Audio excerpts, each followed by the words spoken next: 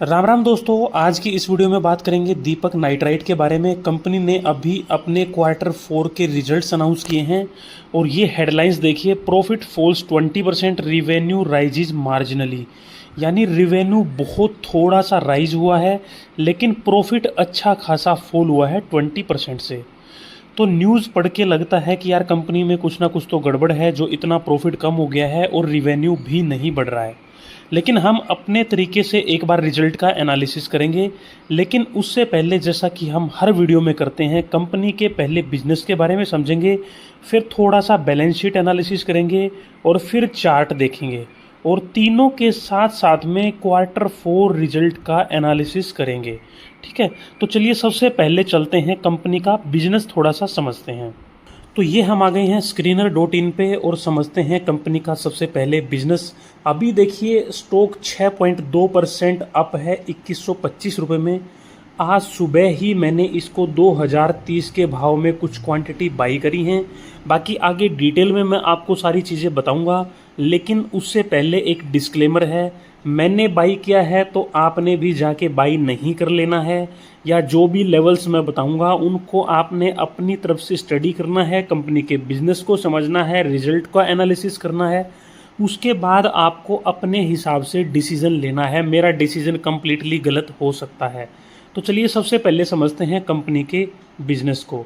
देखिए 1970 में ये कंपनी बनी थी और एक चीज़ नीचे चल के देखिए, one of the fastest growing chemical intermediates company in India, यानी इंडिया की फास्टेस्ट ग्रोइंग कंपनी है। इसके दो सेगमेंट हैं बिजनेस के, एक है फिनोलिक्स और एक है एडवांस इंटरमीडिएट्स। इसके बारे में मैं ज़्यादा डिटेल में नहीं जाऊंगा, लेकिन largest producer of phenol and acetone in India with a 50% plus market share. यानी फिनोल और एसीटोन ये दो बहुत इंपॉर्टेंट केमिकल होते हैं जिनका बहुत सारा यूज़ होता है।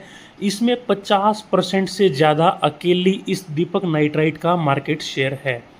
उससे नीचे आप चल के देखोगे तो India's largest producer of sodium nitrite and sodium nitrite ranks among top 3 global manufacturers of xylidines and auxins.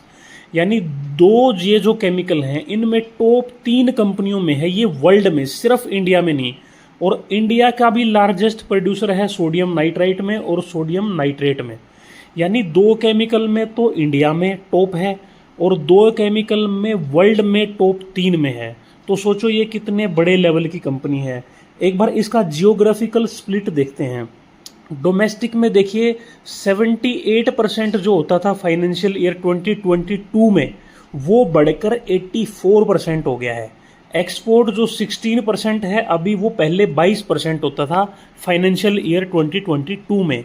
देखो मैं एक चीज़ आपको समझाता हूँ, पहले इसका एक्सपोर्ट ज़्यादा था 2-3 साल पहले, अगर आप देखोगे तो अभी कम हो गया है। क्योंकि जो ग्लोबली जो सिनेरियो बना हुआ है ना, रसिया यूक्रेन का वॉर चल रहा है, उधर से फिर ईरान इजराइल का भी टेंशन चल रहा है, अभी यूएस में इलेक्शन हुए हैं, इन्फ्लेशन बहुत ज़्यादा हाई था जिसकी वजह से इंटरेस्ट रेट बिल्कुल पीक पे थे। तो इन सब की वजह से जो ग्लोबल डिमांड है ना, चाइना की भी बीच में खबरें आ रही थी कि रिसेशन में जा रहा है, रिसेशन में जा रहा है, यानी डिमांड जो है ग्लोबली वो काफ़ी कम हो गई थी। उसकी वजह से देखो ये घटा है। इनका जो एक्सपोर्ट था, जो पहले था वो ज़्यादा होता था, अब कम है। और इंडिया की भी बात करोगे तो ये सारी प्रॉब्लम्स इंडिया में भी थी। इन्फ्लेशन बहुत ज़्यादा था, इंटरेस्ट रेट बहुत ज़्यादा था, डिमांड कम बनी हुई थी। तो डिमांड कम होने की वजह से क्या होगा, रिवेन्यू कम हो जाएगा, प्रॉफिट कम हो जाएगा। अब वो कितना कम हुआ है वो हम आगे चल के देखेंगे। क्लाइंटेल की आप बात करोगे तो 1000 से ज़्यादा इनके क्लाइंट हैं और बड़े बड़े नाम देखो, Bayer crop, Unilever, Indian Oil, Rallis, BSF, L'Oreal, Lubrizol, Reliance industries, Nirma. ये सारे वो बड़े बड़े नाम हैं जो आपने सुने होंगे पक्का। फिर एक बार थोड़ा सा नीचे चल के हम चलते हैं। मार्केट कैप देखिए कंपनी की, लगभग 29,000 करोड़ की मार्केट कैप है। ये करंट प्राइस है। एक साल का हाई और लो देखिए, लो है 1780 और हाई है 3100। पीई अभी देखोगे तो 41.6 का है। आरओसीई आरओई कंपनी का ठीक ठाक है, बहुत ज़्यादा नहीं है। लेकिन केमिकल कंपनियों का आरओसीई आरओई बहुत ज़्यादा नहीं होता है। ठीक है, उससे नीचे चल के एक बार हम देखते हैं पीई रेशियो। पीई रेशियो का चार्ट पे मैंने क्लिक कर लिया है और ये पिछले 5 साल का चार्ट है। अभी जब पीछे को इसने हाई बनाया था तो उस टाइम इसका पीई देखो 58 था, अभी पीई कितना है 41। और 41 देखो अभी बहुत ज़्यादा भी नहीं है और बहुत कम भी नहीं है। पीछे को अगर आप देखोगे 2022 में जब स्टॉक प्राइस नीचे था तो ये 30 से भी नीचे था पीई रेशियो, ठीक है। एवरेज पीई देखोगे तो 32 के आसपास है, अभी 41 42 के आसपास चल रहा है, यानी मीडियन पीई से ऊपर चल रहा है। लेकिन इसका थोड़ा सा और डिटेल में आपको एनालिसिस समझ में आएगा जैसे जैसे आप पूरा वीडियो देखोगे, ठीक है। तो स्टॉक प्राइस के बारे में जब हम चार्ट का एनालिसिस करेंगे तब बात करेंगे। उससे नीचे चल के एक बार अभी क्वार्टरली रिजल्ट की बात करते हैं। ये अभी मार्च 2025 के रिजल्ट हैं। 2180 करोड़ का रिवेन्यू है। पिछले साल सेम क्वार्टर में 2126 करोड़ का था। 2126 से बढ़कर 2100 करोड़ 2180 करोड़ हुआ है, यानी मार्जिनली ही बढ़ा है। बिल्कुल सही बात है, कोई खास इम्प्रूवमेंट देखने को नहीं मिला है, ठीक है। लेकिन एक बड़ी चीज़ जो मैं आपको दिखाना चाहता हूँ, एक बार नीचे चल के हम प्रॉफिट समझते हैं। पिछले साल सेम क्वार्टर में जो प्रॉफिट 254 करोड़ होता था, अब वो कम होके सिर्फ 202 करोड़ हो गया है, ठीक है। जो 20% का डाउनफॉल हमने न्यूज़ हेडलाइंस में देखा था वो हमें यहाँ पे देखने को मिल रहा है। लेकिन इसका देखो हमें डिटेल में समझना है। एक बार हम समझते हैं ऑपरेटिंग प्रॉफिट पे। ऑपरेटिंग प्रॉफिट 301 करोड़ का था पिछले साल मार्च क्वार्टर में, अब वो 317 करोड़ हुआ, यानी बढ़ा है।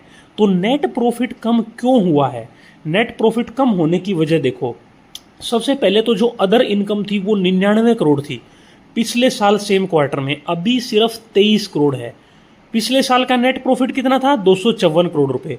254 में से अगर 99 करोड़ में निकाल दूं तो सिर्फ नेट प्रॉफिट बचता है 155 करोड़, ठीक है। और अभी नेट प्रॉफिट कितना है? 202 करोड़ रुपए। और 202 करोड़ में से अगर मैं अदर इनकम 23 करोड़ रुपया निकालता हूं तो वो 155 करोड़ से ज़्यादा निकलता है। अगर आप ये निकाल के देखोगे तो ये निकलेगा 179 करोड़, ठीक है। यानी अदर इनकम को अगर हम हटा दें तो नेट प्रॉफिट जो बचता है कंपनी का वो पिछले साल सेम क्वार्टर में था 155 करोड़, अब की बार है 179 करोड़, यानी 11-12% का इंक्रीमेंट है नेट प्रॉफिट में। अदर इनकम क्या होता है? देखो अदर इनकम समझो, अदर इनकम किसी भी कंपनी का जो बिजनेस है उससे अलग हटके जो भी इनकम आई है। सपोज करो मैं डॉक्टर हूँ, मेरी इनकम 1 लाख रुपया है, ठीक है, और मैं शेयर मार्केट से भी कमाता हूँ 1 लाख रुपया, तो मेरा प्रोफेशन क्या है? डॉक्टरी। डॉक्टरी से मैं कमा रहा हूँ 1 लाख रुपया, तो मेरी इनकम होगी 1 लाख रुपया। अदर इनकम कितनी होगी जो मैं शेयर मार्केट से कमा रहा हूँ? 1 लाख रुपया। टोटल इनकम तो मेरी हो गई 2 लाख रुपया, लेकिन उसमें से 1 लाख रुपया क्या है? Other income. तो ये जो कंपनी का कोर बिजनेस है उससे अलग हटके जो इनकम होती है वो आती है अदर इनकम में। पिछले साल वो 99 करोड़ थी, बहुत ज़्यादा थी, अब की बार 23 करोड़ है। पिछला जितना भी डाटा आप देखोगे अदर इनकम का, 99 करोड़ आपको एक्सेप्शनली हाई दिखेगा, ठीक है। उससे नीचे चल के डेप्रीसिएशन देखते हैं, जो 46 करोड़ था वो अब की बार 51 करोड़ है। जो इंटरेस्ट कंपनी ने पे किया था जो सिर्फ 4 करोड़, वो अब की बार 9 करोड़ पे किया है। यानी इंटरेस्ट भी अब की बार कंपनी ने ज़्यादा पे किया है। वो क्यों किया है उसका हम आगे चल के बात करेंगे। डेप्रीसिएशन जो 46 था वो अब 51 करोड़ है, 5 करोड़ ये भी ज़्यादा है, ठीक है। तो यानी जो नेट प्रॉफिट हमें शो हो रहा है कि वो 20% डाउन है, एक्चुअल में हम देखें तो वो लगभग 15% अप है। अगर हम अदर इनकम, इंटरेस्ट वाला पार्ट, इन सब को भी कैलकुलेट करके देखें तो। एक बार चलते हैं अभी ईयरली प्रॉफिट पे। ईयरली प्रॉफिट देखो मैं अभी आपको दिखाता हूँ मार्च 2022 का और मार्च 2025 का। सेल्स देखो जो 6800 करोड़ रुपए की थी वो बढ़ के 8200 करोड़ रुपए की हुई है। 3 साल में सिर्फ 1400 करोड़ की इंक्रीमेंट हुई है, बहुत ज़्यादा नहीं है। नहीं तो लगभग 60-70% तो कम से कम बढ़ना ही चाहिए था। और 3 साल पहले का जो आप प्रॉफिट देखोगे जो 1067 करोड़ था, जो आज तक का हाईएस्ट था 2022 में, ठीक है, जो 1000 करोड़ से भी ऊपर था, वो अब कम होके 700 करोड़ से भी कम रह गया है। उसके 2 कारण क्या हैं देखो आप समझो।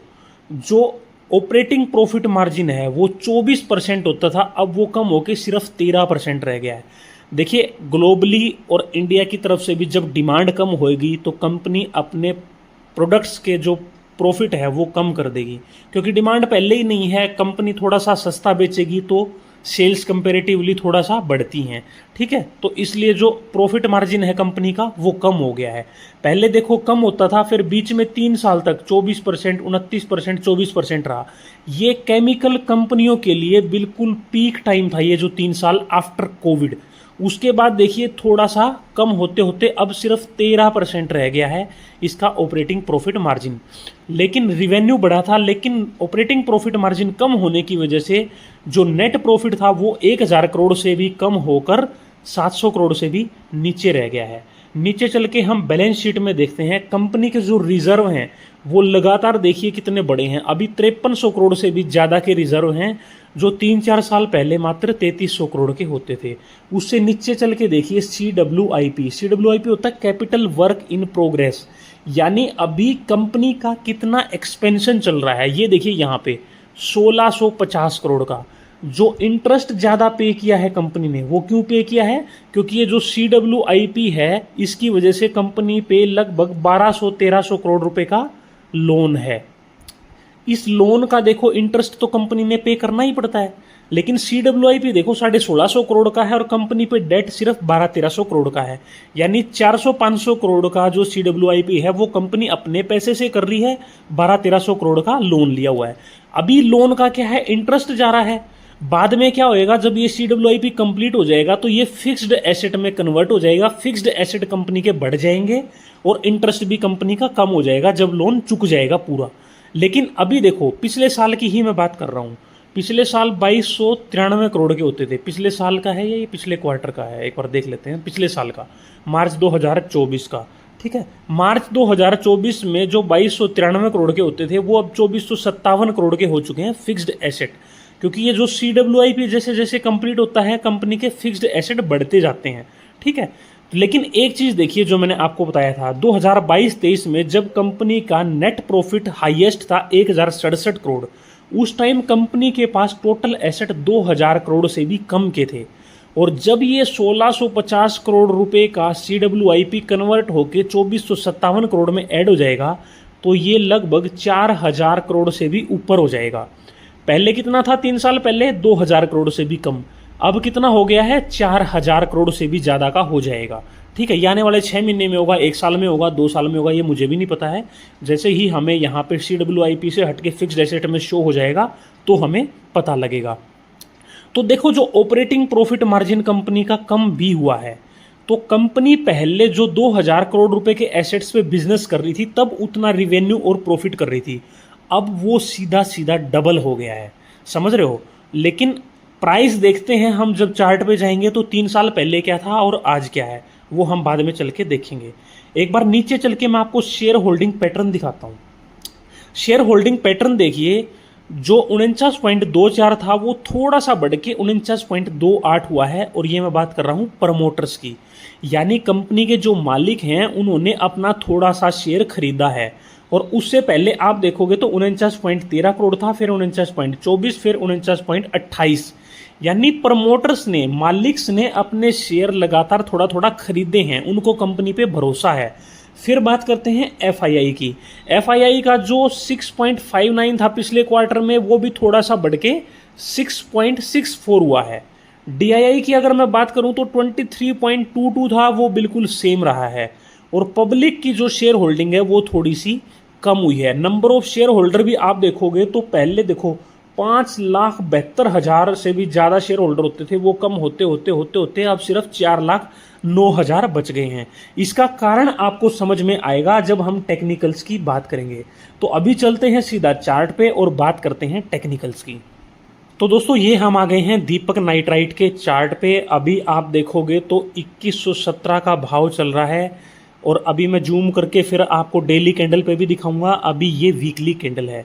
जो अभी का भाव है, इसी भाव की अगर मैं बात करूं तो यहाँ पे भी लगभग यही भाव था, यानी 26 जुलाई 2021 को सेम भाव था जो आज के दिन भाव है।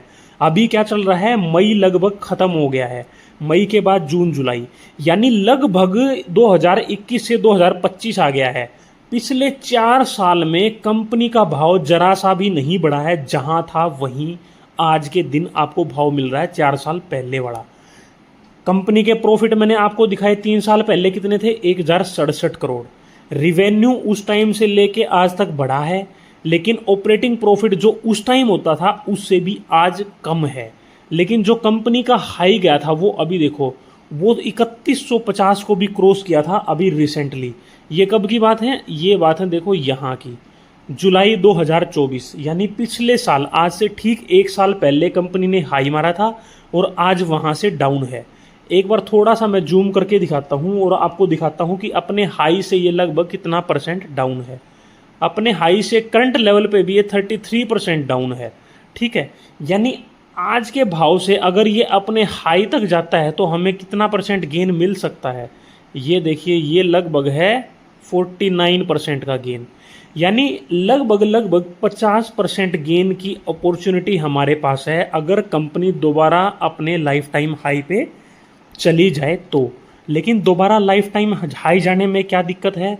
जो हमने अभी बैलेंस शीट एनालिसिस किया तब हमने बात करी थी, ऑपरेटिंग प्रॉफिट मार्जिन काफ़ी कम हो गया है जिसकी वजह से नेट प्रॉफिट गिर गया है। एक इम्पोर्टेंट सपोर्ट की अगर मैं बात करता हूँ, ये देखिए, ये मैंने एक लाइन लगाई है। अभी ये वीकली चार्ट है, यहाँ पे देखिए, यहाँ पे चार्ट रुका, फिर यहाँ पे आके सपोर्ट लिया, फिर यहाँ पे आके सपोर्ट लिया और अब यहाँ पे आके सपोर्ट लिया। ठीक है, अभी एक चीज़ देखिए, यहाँ पे सपोर्ट पे आया, उसके बाद अगर मैं आपको दिखाऊं यहाँ से लेके और यहाँ से इसने दोबारा हाई कितना बनाया, ये इस हाई की मैं बात कर रहा हूँ, ये 30% का हाई इसने बना दिया लगभग कितने दिन में? 112 दिन में। फिर दोबारा ये आया अपने यहाँ पे फरवरी 2023 में। फरवरी 2023 से लेके लगातार अप डाउन होते होते ये जुलाई 2024 में, यानी लगभग 1.5 साल में कितना परसेंट का गेन दिया? 77-78% का, यानी 77-78% का गेन आया कितने दिन में? 1.5 साल में। ठीक है, अब उसके बाद फिर से हमें मिल रहा है उसी प्राइस के आसपास, जो सपोर्ट लाइन है इसके आसपास। ठीक है, अब ये अपॉर्चुनिटी है या नहीं है, एक बार डेली चार्ट में कन्वर्ट करके हम इसको समझते हैं। ये मैंने लगा लिया है डेली चार्ट। अब इस पे देखिए, मैं एक लाइन और लगाता हूँ, ये मैंने लगा दी है एक और लाइन। अभी चार्ट देखो, यहाँ से हाई लगा के नीचे की तरफ आया, यहाँ पे एक सपोर्ट लिया, फिर थोड़ा सा बाउंस आया, फिर नीचे आया, फिर एक सपोर्ट लिया। लेकिन ये सपोर्ट एक दिन टूटा जिस दिन 15% का फॉल दीपक नाइट्राइट में देखने को मिला था। उसके बाद चार्ट लगातार इसी रेंज में ट्रेंड कर रहा है। लेकिन एक चीज़ आप देखोगे तो यहाँ से सपोर्ट लेके दोबारा से बाउंस करता है और फिर जो अपना पिछला हाई था, देखो पहले ये हाई था, ये बड़ा हाई, मैं लाइन लगा देता हूँ, ये बड़ा, अब इस हाई को इसने तोड़ दिया है। लेकिन एक जो रेजिस्टेंस जोन है, जो पहले सपोर्ट जोन होता था अब वो रेजिस्टेंस बन गया है, वहीं से ये टकरा के देखो यहाँ से, और अब दोबारा नीचे की तरफ थोड़ा सा चल पड़ा था। एक बार मैं जूम करके आपको दिखाता हूँ, ये देखिए, इस कैंडल की मैं बात कर रहा हूँ। ये जो शूटिंग स्टार या जो इन्वर्टेड हैमर आपको दिख रहा है, इन्वर्टेड हैमर क्या होता है? जब एक अप मूव आता है फिर इन्वर्टेड हैमर बनता है तो स्टॉक में एक डाउनफॉल आता है। ठीक है, थोड़ा सा अप मूव आया, फिर ये कैंडल बनी, अब थोड़ा सा डाउन मूव आया। लेकिन ये कोई इतना बड़ा अप ट्रेंड नहीं था कि हम बोले कि अब एक बहुत बड़ा डाउन ट्रेंड आएगा। ठीक है, यानी अभी के लिए ये जो नीचे वाली लाइन है जो 1780 के आसपास है, ये एक इम्पोर्टेंट सपोर्ट बना हुआ है। और जो ऊपर है, जो मैंने लाइन लगाई है ब्लू वाली 2180 के आसपास, 2180 एक इम्पोर्टेंट रेजिस्टेंस का काम कर रहा है। 1780 1790 एक इम्पोर्टेंट सपोर्ट का काम कर रहा है। देखो यहाँ पे भी एक स्विंग ट्रेड की अपॉर्चुनिटी कब हो सकती है? जब आपको नीचे वाले सपोर्ट जोन पे मिले और आप ऊपर में जो रेजिस्टेंस जोन है वहाँ तक 400 पॉइंट लेके निकलें। ठीक है, लेकिन देखो जिस हिसाब से हमने कंपनी का बिजनेस समझा और बैलेंस शीट समझी, हमें लगता है कि पहले जो 2000 करोड़ रुपए के एसेट्स पे जो बिजनेस कर रही थी कंपनी, अब बहुत जल्दी वो एसेट्स कंपनी के पास 4000 करोड़ के होने वाली हैं। यानी जो कंपनी का जो एक्सपेंशन चल रहा है वो बहुत अच्छा चल रहा है। जो कंपनी ने जो डाउनफॉल देखना था, जो ग्लोबली इंडिया की तरफ से जो हाई इन्फ्लेशन रेट था, इन्फ्लेशन रेट एनवायरनमेंट था, जो इंटरेस्ट रेट हाई था, वो सब झेल लिया है। अब हो सकता है ये चीज़ें 1-2 साल और भी रह जाएं, लेकिन पिछले 4 साल से कंपनी ने कोई भी रिटर्न नहीं दिया है। इतनी अच्छी अच्छी कंपनियां 4-5 साल नहीं चलेंगी तो फिर उसके बाद तो चलेंगी। HDFC बैंक लगा लीजिए, रिलायंस लगा लीजिए। बैंकिंग का आप देखोगे पिछले 4 साल HDFC बैंक नहीं चला था, लेकिन अब पिछले 6 महीने से एक अच्छा अप मूव आया है। तो ये कंपनियां भी पिछले 4 साल से नहीं चली हैं और अब इस जोन में जो डाउनफॉल था वो अब साइडवेज हो गया है। तो इसमें देखो 2 तरीके हो सकते हैं कि या तो आप वेट करो कि जब ये मेरे को सपोर्ट जोन में मिलेगा मैं तभी खरीदूंगा, या तरीका ये हो सकता है कि मैं जब कंपनी में एक मोमेंटम मिलेगा मैं तभी खरीदूंगा। मोमेंटम कब मिलेगा? जब ये इंपॉर्टेंट रेजिस्टेंस को तोड़ के थोड़ा सा ऊपर में जाए। ठीक है, हर किसी का अपना एक तरीका होता है। कोई वैल्यू इन्वेस्टिंग करता है जिसको सस्ता खरीदना होता है, कोई सस्ता खरीदने में डरता है कि मैं नीचे में खरीद लूँ फिर पता नहीं और नीचे चला जाए या यहीं पे साइडवेज रहे तो मैं फंस जाऊंगा। मैं तो जब ऊपर चला जाएगा मोमेंटम मिलेगा मैं तभी खरीदूंगा। तो ये सब चॉइस आपकी अपनी है। मैंने आपको बताया आज सुबह 2030 के प्राइस में मैंने कुछ क्वांटिटी खरीदी हैं। अगर ये यहाँ से ऊपर में क्लोजिंग देता है तो मैं कुछ क्वांटिटी और ऐड करूँगा। अगर 1780 के आसपास मेरे को मिलता है तो भी मैं और क्वांटिटी ऐड करूँगा। लेकिन आपको अपनी स्टडी करनी है, अपना एनालिसिस करना है, मेरे कहे पे नहीं जाना है। मैं गलत हो सकता हूँ, लेकिन मेरे को ये पता है कि अगर ये 2-3 साल और यहीं की यहीं फंसा रहा या नीचे भी चला गया तो मेरे को दिक्कत नहीं होगी, मैं पेशेंसली होल्ड कर सकता हूँ। ऐसा हर कोई नहीं कर पाएगा। फिर ऐसा नहीं करना है कि आप यहाँ से खरीद लो या ऊपर में निकले तब खरीद लो और फिर बाद में वो नीचे चले जाए और आप कमेंट में आके मुझे गालियाँ दो। ठीक है, तो आपने अपनी तरफ से स्टडी करना है और एनालिसिस करना है, जो ठीक लगे वही करना है। मेरी कोई रिकमेंडेशन नहीं है। बाकी आपका कोई डाउट है, कोई कमेंट है तो आप कमेंट सेक्शन में लिखना, मैं जवाब दूंगा। नहीं तो मिलते हैं दोस्तों नेक्स्ट वीडियो में। उम्मीद करता हूँ आपको वीडियो से कुछ हेल्प ज़रूर मिली होगी। Thank you.